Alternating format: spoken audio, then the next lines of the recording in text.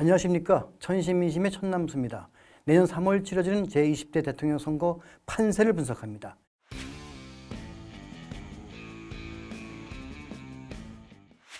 더불어민주당은 본선에 나설 후보를 뽑는 경선에 돌입했습니다. 국민의힘은 10명이 넘는 후보들이 출사표를 던졌습니다. 각종 여론조사를 종합하면 현재 여권은 이재명, 야권은 윤석열이 선두입니다. 변수로는 여권은 이낙연 후보의 약진입니다. 야권은 반윤석열 후보들의 선전 여부입니다. 대선 판도는 유권자인 국민들에 의해 결정됩니다. 모든 선거가 그렇지만 국민들은 대통령을 선택할 때 특히 신중했습니다. 무엇보다 그 사람이 대통령 감인지를 봤습니다. 그 사람이 도덕적으로 문제가 없는지, 그가 제시하는 새로운 나라가 나의 생각과 일치하는지를 꼼꼼히 살펴보는 것에서 출발했습니다. 요즘 말들이 많은 네거티브 논란도 유권자의 심리를 이용해 표를 얻으려는 선거 전술입니다. 상대의 지지가 떨어지면 내가 유리해지기 때문입니다. 물론 네거티브는 분명 사라져야 할 적폐입니다. 그런데 네거티브의 경계가 모호한 것도 사실입니다. 후보자에 대한 검증은 반드시 필요하다는 것과 어디까지 검증하는 것에 대한 의견이 갈리고 있습니다. 그런데 개인의 사생활을 네거티브의 주된 내용이지만 특정 지역 출신이어야 한다든가 특정 지역 출신이면 안 된다는 지역주의도 있습니다. 실제로 영남권과 호남권의 지지 성향이 많이 갈립니다. 외국의 경우도 비슷한 사례가 많습니다. 지역주의는 극복의 대상인 것은 분명하지만 우리 유권자의 정치의식은 이미 이를 넘어섰습니다. 선거에서 지역주의가 기승을 부린 것은 1987년 대선이었습니다. 그전에도 지역주의 투표 경향은 있었습니다만 1987년 6월 민주항쟁 결과 16년 만에 대통령이 직접 국민이 뽑았던 선거에서 대구 경북은 노태우, 부산 경남은 김영삼, 호남은 김대중, 충청은 김종필 등 4명의 후보들이 자신의 출신지에 기대어 선거를 치렀습니다. 남북이 분단된 땅에서 이마저도 네 갈래로 찢어졌던 것입니다. 정치인들의 권력욕으로 나라는 갈라지고 갈등은 깊어졌습니다. 지역주의는 6월 항쟁의 희생을 통해 얻은 직선제를 군부 정권을 연장하는 데 헌납하고 말았습니다. 1992년 대통령 선거에서도 지역주의 파장이 있었습니다. 당시 대통령 선거에서 김영삼 후보 진영이 우리가 남이가 하면서 영남권이 뭉쳐야 한다는 모임, 그 유명한 초원 복구집 사건이 그것입니다. 김대중 지지가 강한 호남에 맞서 부산과 대구 등 영남권이 뭉쳐야 한다는 것이었습니다. 이를 폭로한 것은 당시 정주영 후보 측이었습니다. 김영삼, 김대중 맞대결에 현대 정주영 회장이 도전한 선거였습니다. 정주영 후보가 얼마나 지지를 빼앗아 가느냐가 전체 대선 판도를 결정했던 것입니다. 김영삼, 김대중 진영은 신경을 쓰지 않을 수 없었습니다. 그런데 초원 복급식 사건이 터졌습니다. 처음에는 우리가 남이가 라는 지역주의를 부추긴 김영삼 후보가 불리할 줄 알았습니다. 그런데 이 사건으로 위기감을 느낀 영남권 유권자들이 오히려 김영삼 후보를 중심으로 뭉치는 결과를 낳았습니다. 결국 김영삼 후보가 당선됐습니다. 당시 강원도에서 김영삼 후보 선거운동에서 나온 말이 있습니다. 강원도는 정주영 후보의 출신 지역입니다. 정주영 후보는 보수적인 강원도에서 높은 지지를 받으며 김영삼 후보의 표를 잠식하고 있었습니다. 이에 김영삼 후보 측에서는 반 김대중 정서를 겨냥해서 정주영 찍으면 김대중 당선된다 라는 말을 공공연히 돌렸습니다. 지금이야 이 같은 논리가 넘어가는 유권자가 없겠지만 당시에는 통했다는 것입니다. 유권자의 연고의식을 악용해 지역주의를 부추긴 선거였던 것입니다. 상대를 공격하는 수단으로 어떤 문제에 대해 책임자의 사과를 요구하는 경우도 있습니다. 진상규명과 책임자 처벌을 얘기합니다. 서로에 대해 공격하는 것은 정치적 숙명이기도 합니다. 그런데 상대방이 어떤 사안에 대해 사과를 요구했는데 만약 그 주장이 받아들여서 사과했다면 논란이 종결됐을까요? 그렇지 않을 겁니다. 사과로 끝날 일이 아니다 라고 하겠죠. 사과를 주장해서 이를 받아들였으면 늦었지만 잘했다고 해야 하는데 어찌된 일인지 그것 봐라. 사과했다는 것은 잘못된 것을 시인한 것이니 책임져야 한다며 정치 공방을 계속 확장시켜 나갈 것입니다. 자신들에게 유리한 이슈를 강화하려는 전술입니다.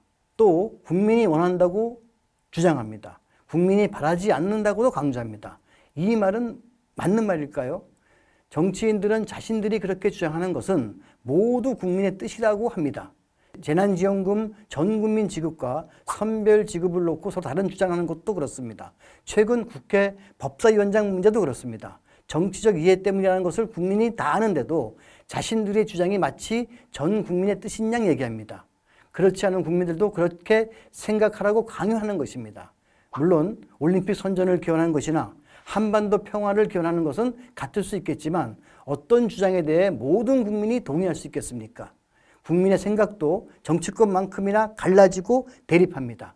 이 문제 때문에 술자리에서 다툼도 일어납니다. 정치권이 국민이 원한다고 해서 모든 국민의 뜻은 분명히 아니라는 겁니다. 그런데 정치인들은 이를 이용합니다. 편가르기를 통해 자신들에게 유리한 국면을 만들려고 합니다. 편가르기에는 우리 편을 강화시키고 상대를 약화시키려는 음모가 숨어 있습니다. 앞서의 초원 복집 사건처럼 의도와 전혀 다른 결과, 역풍을 낳을 수도 있습니다. 역풍의 경우 1997년 북풍이 대표적입니다. 북한으로 하여금 도발을 하게 하여 보수적 표심을 끌어모으려고 시도했습니다. 그러나 결과적으로 역풍이 불었습니다. 대한민국 최초로 여야 간 정권이 교체됐습니다. 마음을 움직이게 하는 방법은 상상을 초월합니다. 특히 전 국민의 관심이 집중되는 대통령 선거에서 가장 활발합니다. 일반적으로 정치인들은 자신의 부고기사 외에는 자신이 이름이 거론되는 뉴스는 다 좋다고 합니다. 이른바 노이즈 마케팅입니다. 언론 역시 자신들의 매체 영향을 확대하기 위해 이에 편승합니다. 가짜 뉴스가 범람하는 이유입니다. 유튜브 등 영향력이 커진 개인 매체의 문제도 여기서 발생합니다. 대선이라는 국면은 이들에게 돈벌이 터전이 되어주고 있는 것입니다. 정치인과 일부 정치적 언론인들은 이를 교묘하게 이용합니다. 그럼 본론으로 들어가겠습니다. 이번 대선에서 유권자가 요구하는 리더십은 무엇일까요? 지역주의가 일부 영향을 미치기도 하겠죠.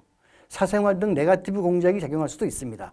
하지만 전체적으로 어떤 리더십이 필요한 시대인가, 이것이 결정적 상수가 될 것입니다. 정권 교체와 정권 재창출도 중요한 기준이 될 것입니다.